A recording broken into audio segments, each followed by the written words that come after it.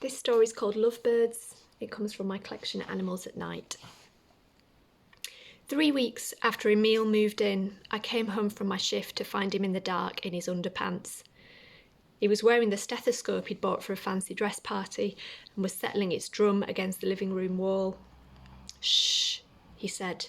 "The neighbours are doing something really weird." "The neighbours?" I said. "Yeah, the neighbours are the weird ones, all right." When I turned on the lights, Emil peeled himself away, leaving a slick print of his torso on the pale green paint. There were other signs. His shifts dwindled to nothing and he smoked all day long.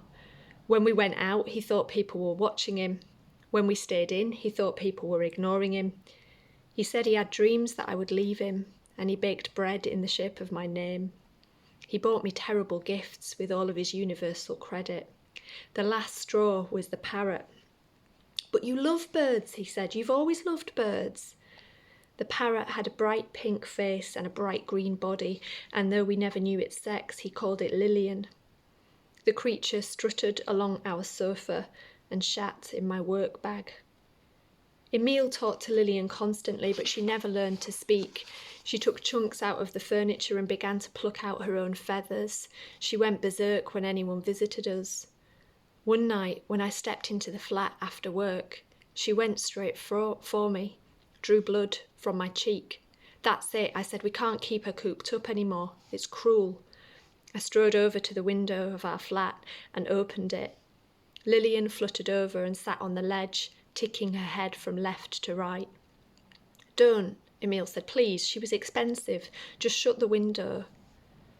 I paused for a moment and the warm air rushed in, wild and inviting, against my skin. The bird looked at me with black glass eyes. She cocked her head as though listening carefully to the world outside, and she made no sound, but suddenly she swooped out and down and quickly became indistinguishable from the sky. A low cry began to rise. Emil was keening, moving from foot to foot, ticking from left to right. "What will I do now?" he said.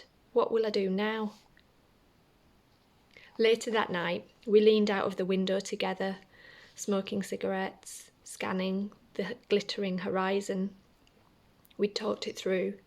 Emil was going to get help. I'd go with him the next morning. We imagined Lillian out in the dark, fluttering up from the trees at the edge of the park, beginning to discover the extent of the city. There, do you think that's her right there?"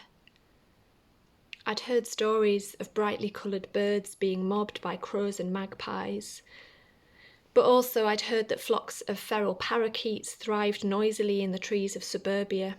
Emil once told me that Jimi Hendrix loved birds and released a pair of parakeets on Carnaby Street, that their descendants still flew wild over the capital. The supposedly grey streets of Manchester are home to gaudy cherry blossom and coconut-iced magnolia trees, to brick-red foxes and butterflies whose wings are acid blue. Why not to our Lil as well? She'll be a neon blur on the roof of a warehouse. She'll be a shuttlecock of malice and colour above us in the sky.